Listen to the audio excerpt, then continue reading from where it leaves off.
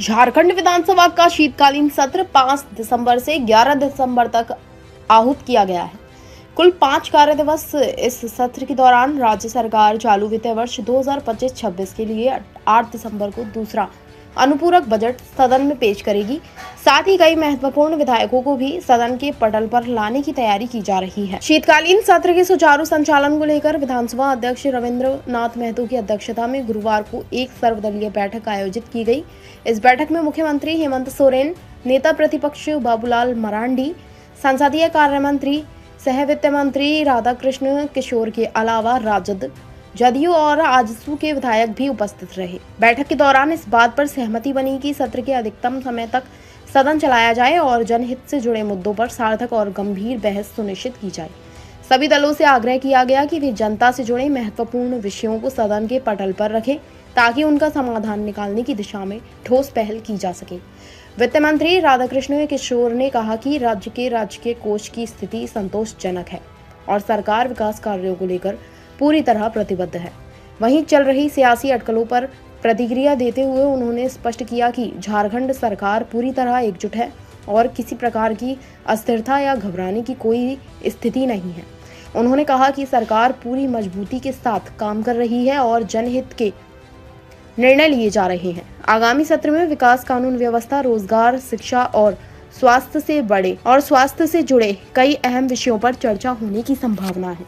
षष्ठम झारखंड विधानसभा के चतुर्थ शीतकालीन सत्र और महत्वपूर्ण सत्र का औपबंधिक कार्यक्रम में विचार विमर्श हुआ, जिसमें तमाम माननीय नेता, विभिन्न दल के सारे लोग यहाँ उपस्थित हुए और हम लोगों ने उनके समक्ष इस औपबंधिक कार्यक्रम को रखा और लोगों ने बारी बारी से औपबंधिक कार्यक्रम में जो चीज़ अंकित है सारे चीज़ पर अपना ध्यान दिए और सहमति भी जताए कि आने वाला आगामी कल से हमारा विधानसभा का सत्र शुरू होने जा रहा है। जो हमारे बीच नहीं है, चले गए, उनका जो कंडोलेंस प्रस्ताव आएगा उस पर चर्चा होगा और उसके बाद शनिवार और रविवार पड़ रहा है, सोमवार से फिर से हमारा कार्यक्रम शुरू होगा विधानसभा का, और जिसमें वित्तीय वर्ष 2025-26 के द्वितीय अनुपूरक व्यय विवरणी का उपस्थापन होगा। और जब व्यय विवरणी का उपस्थापन होता है उसके बाद विधानसभा एडजॉर्न हो जाता है और कोई बिजनेस बचता नहीं है। उसके बाद 9 दिसंबर यानी मंगलवार को उसी तरह से प्रश्नकाल होगा। प्रश्नकाल होने के बाद 25-26 के द्वितीय अनुपूरक व्यय विवरणी में सामान्य वाद विवाद होगा और उस संबंध में मतदान होगा। विनियोग विधेयक का उपस्थापन होगा एवं उसका पारण होगा। उसी तरह से आपको 10 तारीख को यानी बुधवार को वही प्रश्नकाल चलेगा। प्रश्नकाल चलने के बाद उसमें कुछ राजकीय विधेयक सरकार के द्वारा जो आएगा उस राजकीय विधेयक पर भी माननीय सदस्य अपने अपने उस विधेयक पर चर्चा करेंगे और चर्चा के उपरांत वो विधेयक पारित होगा। और अंतिम दिन यानी 11 दिसंबर को उसमें जो बचा खुचा विधेयक देखते हैं, विधेयक की संख्या क्या होता है अभी हम लोगों का इसका जानकारी नहीं है। अगर विधेयक ज़्यादा आया तो फिर हम लोग उसको लेके जाएंगे 11 तारीख तक, उस पर भी चर्चा होगा, माननीय विधायकों का राय परामर्श होगा और उसके बाद गैर सरकारी संकल्प जो हमारा होता है, हर एक माननीय विधायक का एक गैर संकल्प का जो सदस्यों का जो रहता है संकल्प रहता है, उस संकल्पों के बारे में वो अपने सदन के अंदर में रखेंगे और रखने के क्रम में उस विभाग के माननीय मंत्री लोग उनको संतुष्ट करेंगे, उनको जवाब देंगे और इस तरह से विधानसभा को फिर अनिश्चित कालों के लिए स्थगित कर दिया जाएगा। और इसी को सुचारू रूप से संचालन करने के लिए तमाम दल के तमाम माननीय नेताओं से विचार विमर्श हुआ। सारे लोगों ने इस सत्र को सार्थक सत्र के रूप में स्थापित करने के लिए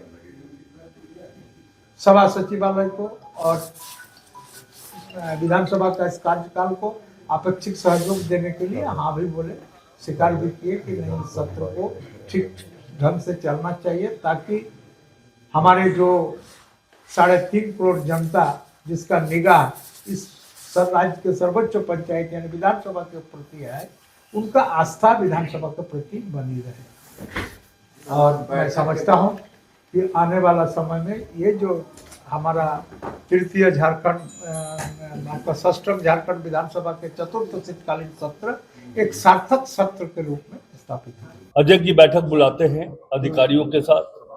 एक दिन जो कल संपन्न हुआ, आप सबों को जानकारी है कि कल के बैठक में क्या निर्णय हुए, किस तरह से सदन को व्यवस्थित ढंग से चलाया जाएगा, उस पर बातें हुई। आज सर्वदलीय बैठक थी। नेता प्रतिपक्ष माननीय मुख्यमंत्री जी, सदन के नेता वो भी उपस्थित थे और विभिन्न राजनीतिक संगठन के जो सदन में नेता हैं वो सब उपस्थित थे। और ये तय हुआ कि कोई परिवर्तन नहीं होगा। जो शेड्यूल्ड फिक्स्ड है विधानसभा का 5 तारीख से 11 तारीख तक, वो चलेगा। कोई भी विषय को रखना है तो वो वाद विवाद में अपनी बातों को रख सकते हैं। मूलतः यही बात है और हम लोगों ने एक दूसरे से ये अपेक्षा रखा है, सत्ता पक्ष विपक्ष से, विपक्ष और सत्ता पक्ष से, कि ये यद्यपि 5 दिवसीय कार्य का सत्र है, इसका हम सही उपयोग करें, राज्य की जनता को लाभ पहुंचे। हमारी बातों से, हमारे विधायी प्रक्रियाओं से जो बातें छन के आएगी वो राज्य हित में होगा। तो इसके लिए सदन बढ़िया शांतिपूर्ण ढंग से चले, इसके लिए नेता प्रतिपक्ष ने भी आश्वस्त किया है और सत्ता पक्ष तो चाहता ही है कि सदन शांतिपूर्ण। कुछ लोगों को दिन में भी सपना देखने की आदत हो तो उसके बारे में तो मैं कुछ कह नहीं सकता, लेकिन माइनस पॉइंट जहां भी जा सकते हैं आप, जितनी दूर तक जा सकते हैं, कहीं दूर तक संभावना नहीं। और ये बात तो कल भी मैंने कहा है कि ये बात निकली कहां से बात है। कोई कह रहा है कि राज्य का खजाना खाली हो गया, तो वित्त मंत्री हमने, कोई हमसे पूछा होता कि राज्य का खजाना खाली है कि किस स्थिति में। अभी पूछा जा रहा है कल भी मैंने कहा है कि किसी भी योजना के लिए या स्थापना या गैर स्थापना के लिए राज्य के पास समुचित अर्थव्यवस्था है, कोई कमी नहीं।